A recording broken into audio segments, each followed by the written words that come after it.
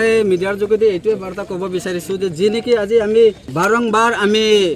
আজি 10-15 বছৰ আমি কেয়াৰটেকাৰ হিচাপত আমি কাম কৰি আছোঁ আৰু সকলোৱে জানে অল অসমত যিমানে আমাৰ কেয়াৰটেকাৰ বা আমাৰ PSC অফিচ আছে সকলোৱে জানে যে আমি কিমান ভুক্তভোগী আমি 10-15 বছৰ আজি আমি আশাবাদী হৈ আহিলোঁ আৰু আমাক এইটো বছৰ হ'ব বুলি আমি মানে মন্ত্ৰীসকলে বা চৰকাৰে আমাক ললিপপ দি আহিলে কিন্তু এইটো বছৰো আমাক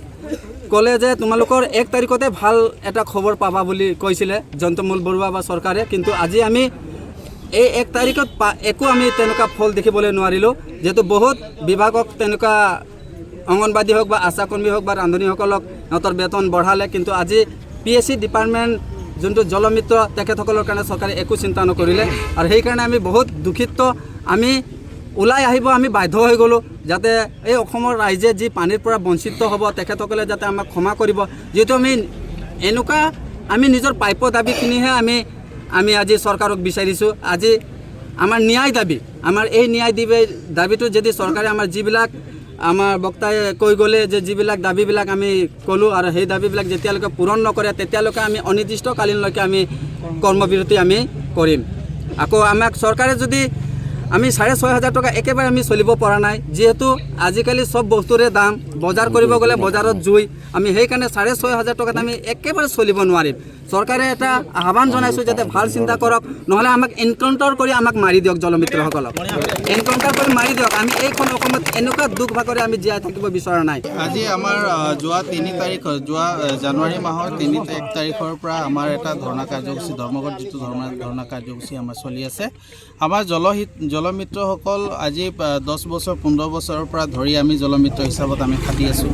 কিন্তু আমাৰ যিটো আমাৰ দৰমহা বৃদ্ধিৰ কথাটো আমাৰ অসম চৰকাৰে একো ব্যৱস্থা হাতত লোৱা আমি নেদেখিলোঁ আমি যোৱা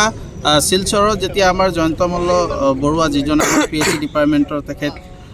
মিনিষ্টাৰ তেখেতৰ মুখৰ পৰা আমি শুনিবলৈ পাইছিলোঁ যে 1 জানুৱাৰীৰ পৰা জানুৱাৰী মাহত এটা ভাল দিন আহিব বুলি ভাল এটা ঘোষণা কৰিব বুলি তেওঁৰ মুখৰ পৰা আমি জানিব পাৰিছিলোঁ কিন্তু দুৰ্ভাগ্যবশত আমি 1 তাৰিখত আমি তেনেকুৱা একো ভাল খবৰ নাপালোঁ গতিকে আজি আমাৰ বিশ্বনাথ জিলাৰ সমূহ যিমান আমাৰ জলমিত্ৰ আছে চবেই আহি আজি আমি PSC আমাৰ বিশ্বনাথ যিটো ডিভিজন অফিচ আছে আমি ডিভিজন অফিচত আমি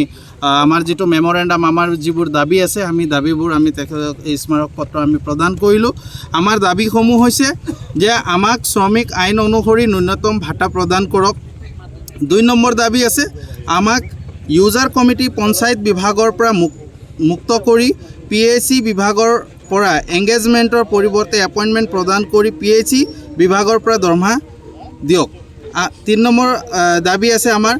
আমাৰ জীৱনৰ নিৰাপত্তা আৰু পৰিয়ালৰ সুৰক্ষা প্ৰদান কৰক 4 নম্বৰ দাবী হৈছে আমাৰ নিযুক্তি পাবলৈ থাকি যোৱা পুৰণা সতীৰ্থসকলক অতি শীঘ্ৰে নিযুক্তি প্ৰদান কৰক এইবোৰ হৈছে আমাৰ মূল দাবী আৰু এই দাবীবোৰ পূৰণ কৰিবৰ বাবে আমি আজি এই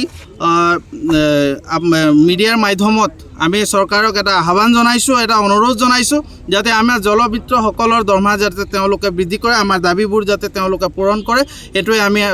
চৰকাৰক অনুৰোধ জনাইছোঁ কাৰণ আপোনালোকে নিজে নিশ্চয় এটা কথা জানে আমাৰ জলমিত্ৰসকলৰ দৰমহা মাত্ৰ 6,500 টকা 6,500 টকাত এটা পৰিয়াল চলিবলৈ বহুত কষ্ট হয় বহুত এনেকুৱা ফেমিলি আছে যাৰ কি ল'ৰা ছোৱালী আছে পঢ়াই আছে কিন্তু পঢ়া লিখা খৰচাও নোলায় কিছুমান ঘৰত তেওঁলোকে চাকিও নজ্বলে এনেকুৱা এটা পৰিস্থিতি হৈ গৈছে গতিকে আমি চৰকাৰক আমি অনুৰোধ জনাইছোঁ যে আমাৰ যিবোৰ ন্যূনতম ভাতা যিটো আমাৰ ন্যূনতম ভাতা আছে তেওঁলোকে সেইটো প্ৰদান কৰাৰ এটা ব্যৱস্থা হাতত লওক আমি চৰকাৰক অনুৰোধ জনাইছোঁ ধন্যবাদ যিকোনো খবৰৰ বাবে যোগাযোগ কৰক 7099017330 লগতে 7099017110 নম্বৰত